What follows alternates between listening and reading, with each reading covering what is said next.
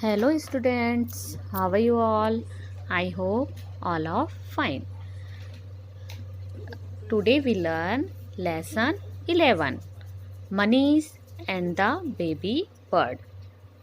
आज जो है हम लेसन 11 पाठ 11 Manish and the baby bird. Manish लड़के का नाम है एंड और बेबी बर्ड मतलब चिड़िया का बच्चा। मनीष और चिड़िया का बच्चा पाठ पढ़ेंगे और समझेंगे। So let's start. Manish was 8 years old. Manish लड़के का नाम है, वाज था 8 years साल का। मनीष 8 साल का था। वाज मतलब था। नेक्स्ट लाइन है he went to school every day. He वह, वेंट जाता था, स्कूल पाठशाला, एवरी डे प्रतिदिन, वह प्रतिदिन स्कूल जाता था। Next line one day on his way back home he stopped near a tree to take some rest. Okay, one day एक दिन, on his way रास्ते पर, बैक होम घर लौटते समय, घर लौटते समय he stopped वह रुक गया। स्टॉप मतलब रुक जाना, स्टॉप्ड मतलब रुक गया। ठीक है। नियर ए ट्री, नियर मतलब पास में, ए ट्री एक पेड़ के पास, टू टेक लेने के लिए, सम कुछ, रेस्ट आराम करने के लिए, वह एक पेड़ के पास रुक गया। अब इस पूरे लाइन का अर्थ समझ लेते हैं। एक दिन स्कूल से घर लौटते समय वह एक पेड़ के पास रुक गया। वह एक पेड़ के पास रुक गया या रुका। ठीक है। नेक्स्ट लाइन देयर वहाँ, ही सा वह देखा, ए बेबी बर्ड एक छोटा चिड़िया का बच्चा, अंडर अ ट्री, अंडर मतलब नीचे, ट्री मतलब एक पेड़ के नीचे। ठीक है। तो क्या हो जाएगा कि वहाँ उसने पेड़ में एक चिड़िया का बच्चा देखा। वहाँ उसने एक चिड़िया का बच्चा पेड़ के नीचे देखा। नेक्स्ट लाइन है it was very small. It यह, वाज था, वेरी बहुत, स्मॉल यानी छोटा। इट वॉज वेरी स्मॉल वह बहुत छोटा था। एंड और अनेबल टू फ्लाई, अनेबल मतलब असमर्थ था, टू फ्लाई मतलब उड़ने में, और वह इतना छोटा था कि वह उड़ने में असमर्थ था। परहैप्स, परहैप्स मतलब शायद।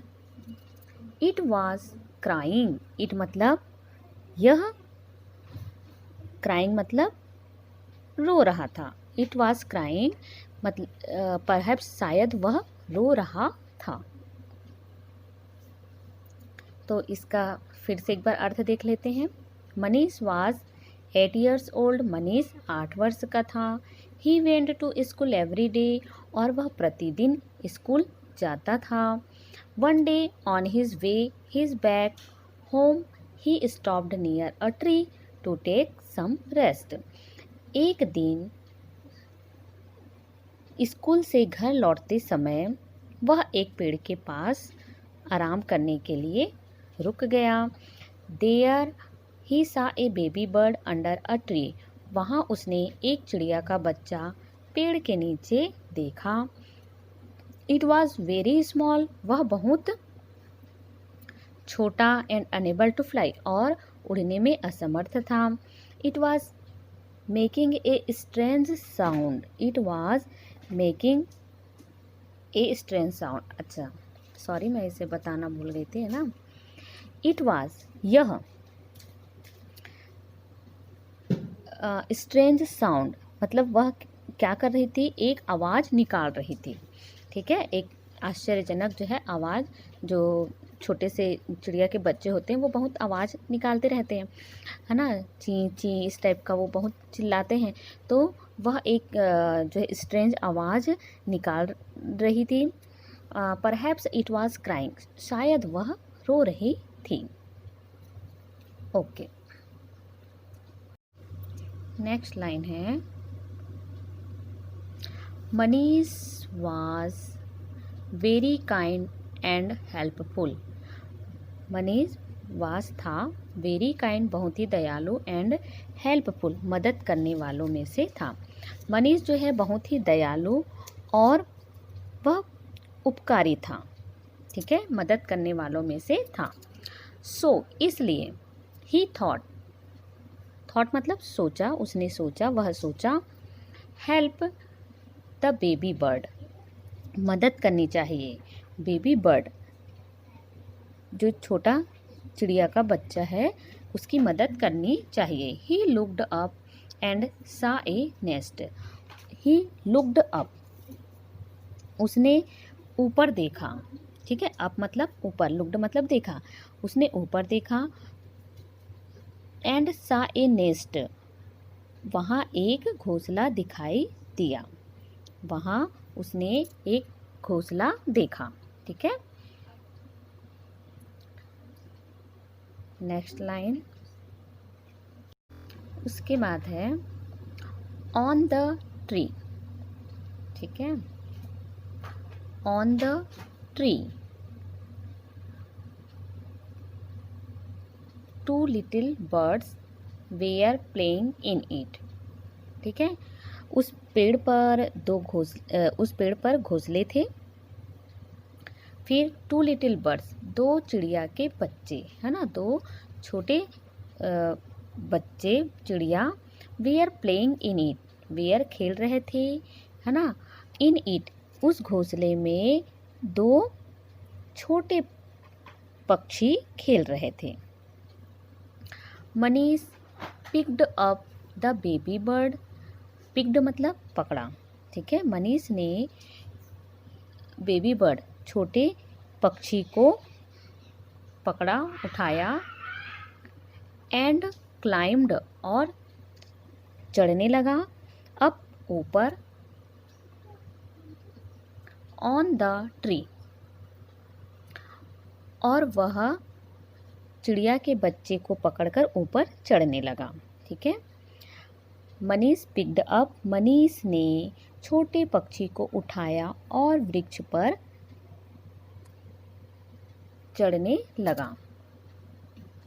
नेक्स्ट लाइन है, he carefully put the baby bird, carefully मतलब सावधानी पूर्वक पक्षी के बच्चे को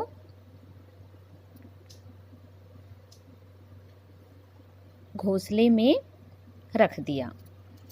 ही केयरफुल्ली, उसने सावधानी पूर्वक, put the baby bird, baby bird पक्षी के बच्चे को पकड़ा और घोंसले में रख दिया। ठीक है, उसके बाद नेक्स्ट लाइन है, the three baby birds were together again, तीन पक्षी के बच्चे फिर से एक साथ हो गए, तीन पक्षी के बच्चे फिर से एक साथ हो गए। Next line,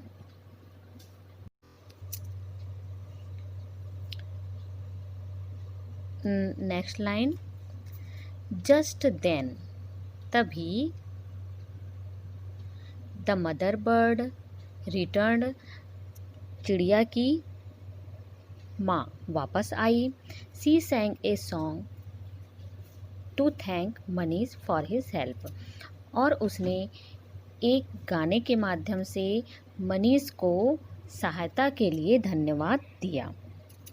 Manish waived, Manish ने इशारा किया बर्ड की ओर।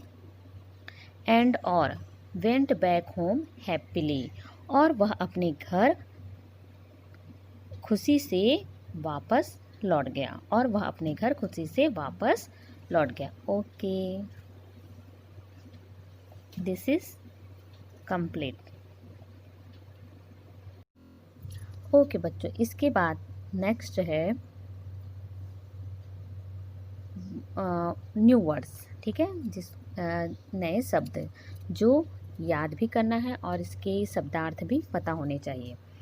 एवरी डे, एवरी डे का मतलब होता है प्रत्येक दिन, एवरी डे प्रत्येक दिन। अनेबल, अनेबल का मतलब होता है असमर्थ, ठीक है।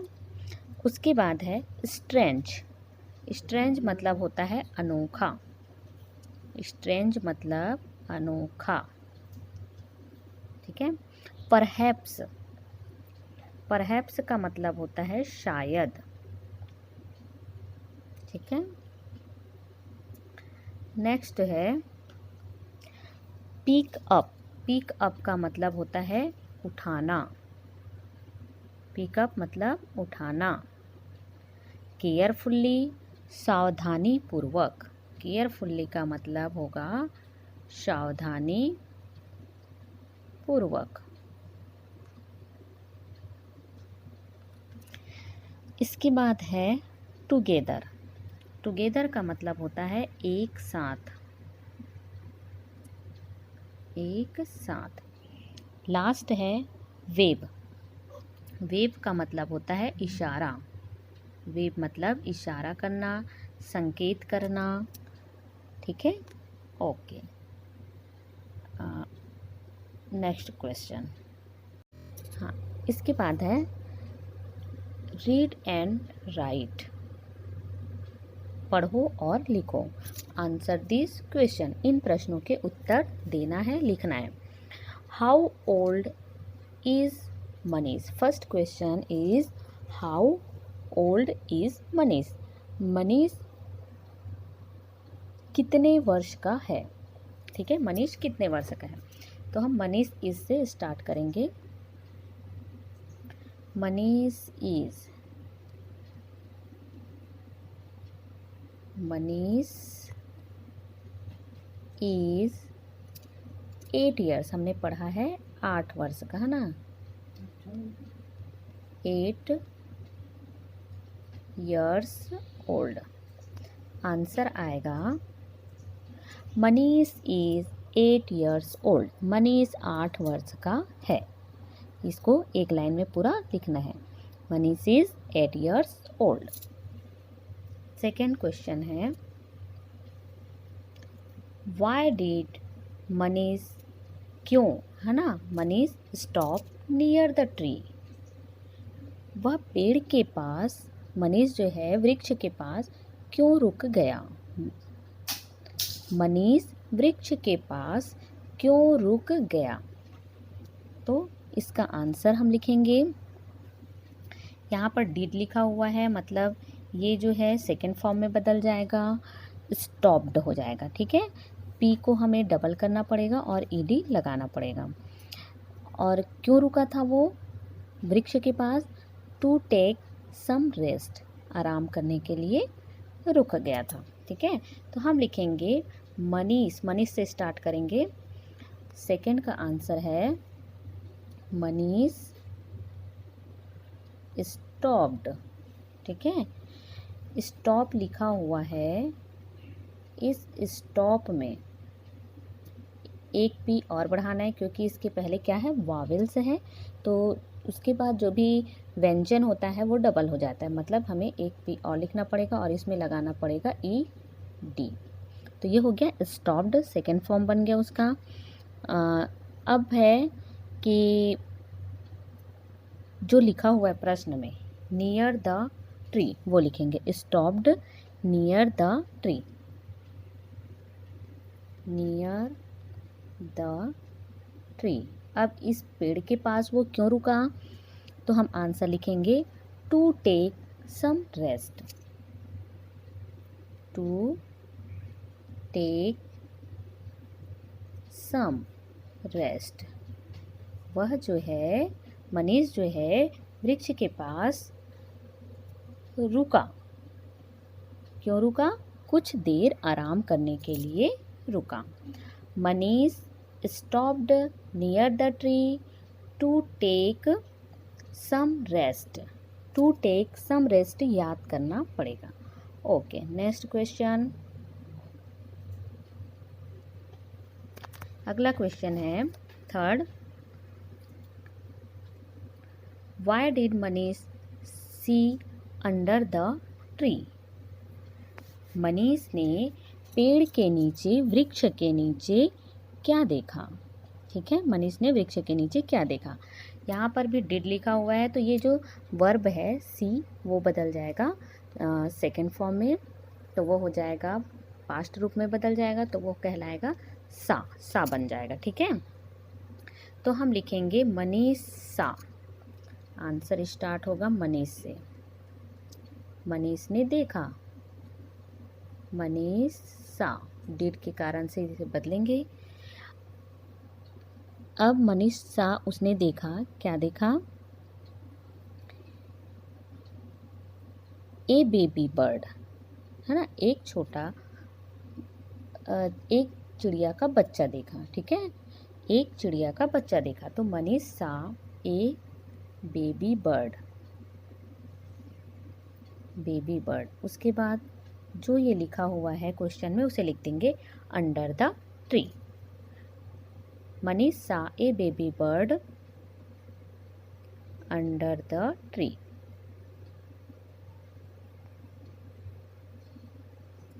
इसका मतलब है कि मनीष ने पेड़ के नीचे एक पक्षी के बच्चे को देखा। एक पक्षी के बच्चे को देखा। हम आंसर ऐसे भी लिख सकते हैं, मनीष सा under the tree A baby bird.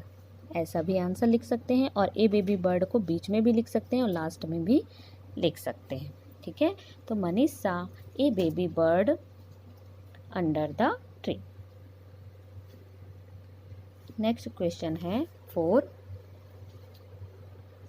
Why did Manish help the baby bird? Why did Manish, क्यों मनीष ने पक्षी के बच्चे की मदद की? मनीष ने क्यों पक्षी के बच्चे की सहायता की? ठीक है, तो इसका आंसर हम लिखेंगे, यहाँ पर भी डिड है तो हेल्प का हो जाएगा helped. Manish helped the baby bird. पहले हम यहाँ तक लिखेंगे, मनीष हेल्प्ड। फोर्थ है मनीष हेल्प। यहाँ पर ये बताई हूँ कि डिड लिखा हुआ है, इसलिए हम इसे पास्ट रूप में बदलेंगे। Helped, Manish helped the baby bird, the baby bird. Why का आंसर हमें बिकॉज से देना पड़ेगा। क्यों मतलब, तो इसका आंसर बिकॉज, क्योंकि, बिकॉज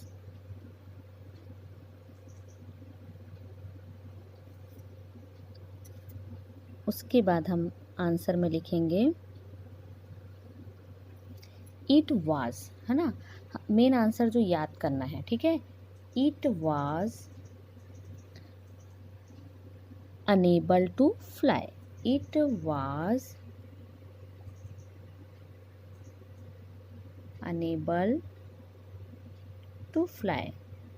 उसने उसकी सहायता, क्योंकि पक्षी के बच्चे की सहायता क्यों की? तो मनीष ने पक्षी के बच्चे की सहायता की।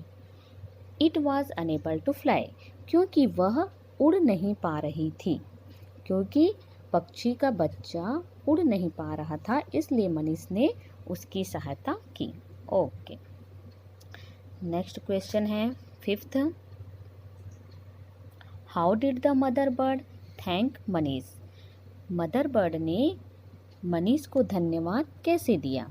ठीक है, पक्षी की माँ ने मनीष को धन्यवाद कैसे दिया? तो यहाँ पर भी डिड लिखा हुआ है,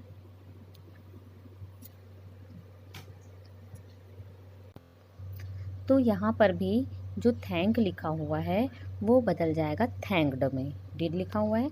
तो अब हम आंसर लिखेंगे द मदर बर्ड। ठीक है, आंसर द से स्टार्ट करेंगे। द मदर बर्ड थैंक का हो जाएगा पास्ट रूप थैंक्ड। थैंक्ड, थैंक में ईडी लगा देंगे तो ये इसका पास्ट रूप बन जाता है थैंक्ड मनीष, है ना। उसने किसे धन्यवाद दिया? मनीष को।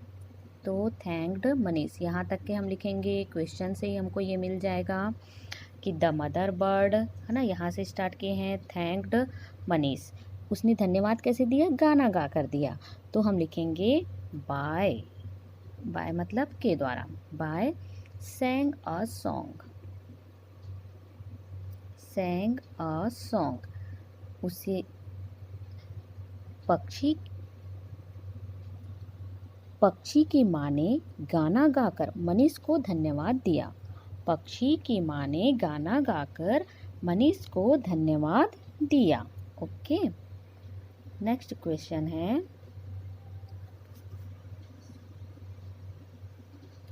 6। The story is about. यह स्टोरी किसके बारे में है? Manish and a bird. ठीक है, मनीष और एक पक्षी के बारे में, बर्ड एंड ट्री या पक्षी और पेड़ के बारे में, बर्ड एंड नेस्ट या फिर बर्ड और घोंसले के बारे में है। तो यह कहानी किसके विषय में है? तो हमने इस कहानी को पढ़ा तो क्या लगा? यह कहानी जो है Manish and a baby bird. तो हमारा आंसर जो आएगा इस खाली जगह में जो हम लिखेंगे वो लिखेंगे Manish and the baby bird. ठीक है, Manish and A baby bird. यह कहानी जो है मनीष और एक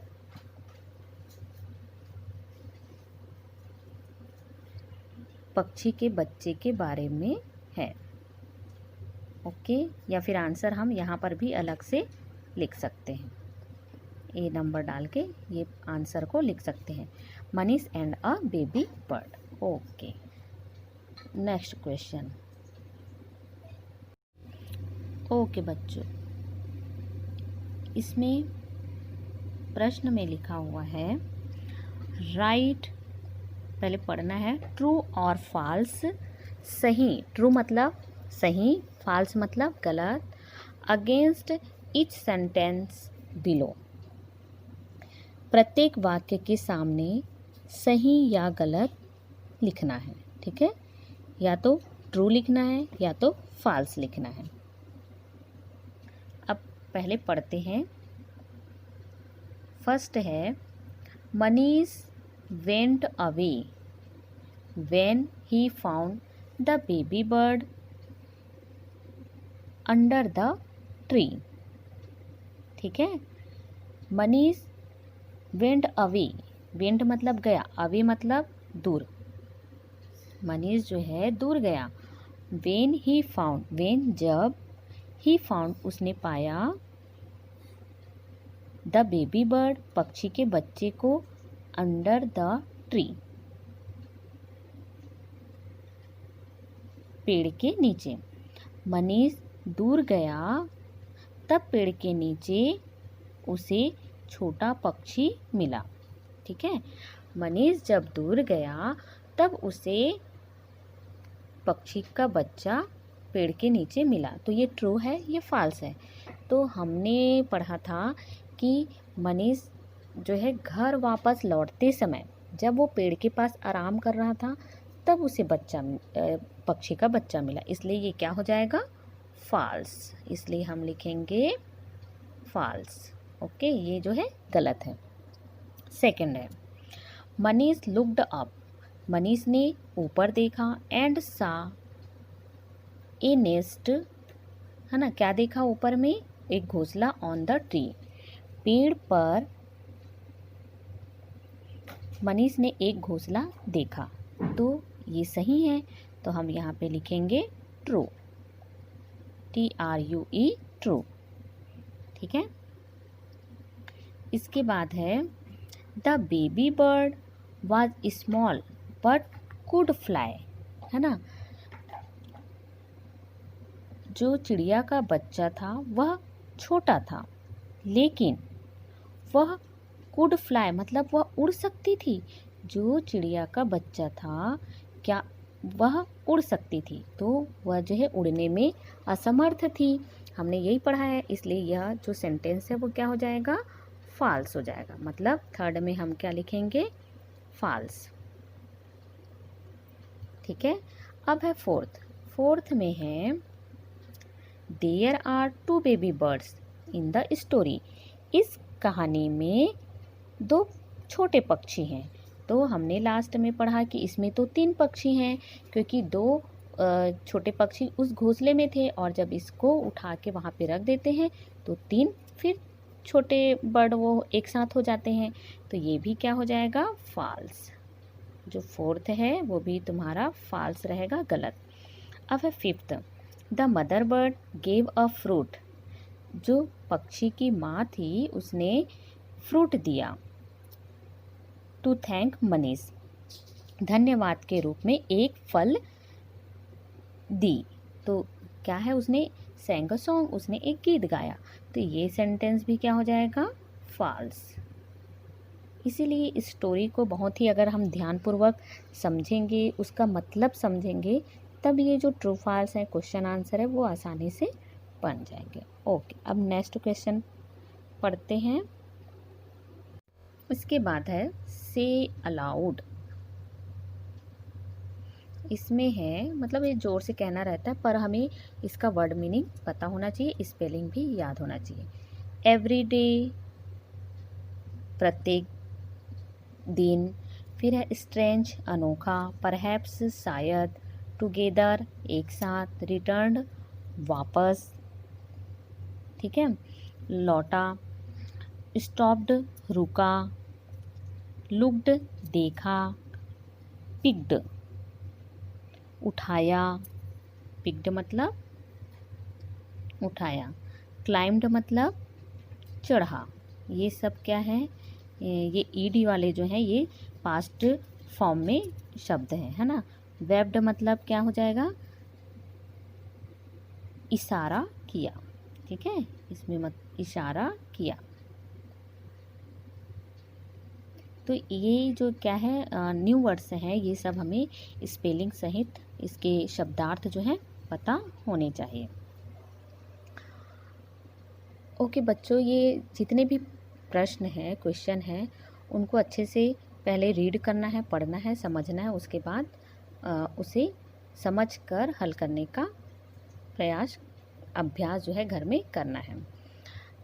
नेक्स्ट, ओके बच्चों, इसके और भी ग्रामर से संबंधित क्वेश्चन है जिसे मैं अपने अगले वीडियो में अपलोड कर दूंगी। Okay, bye.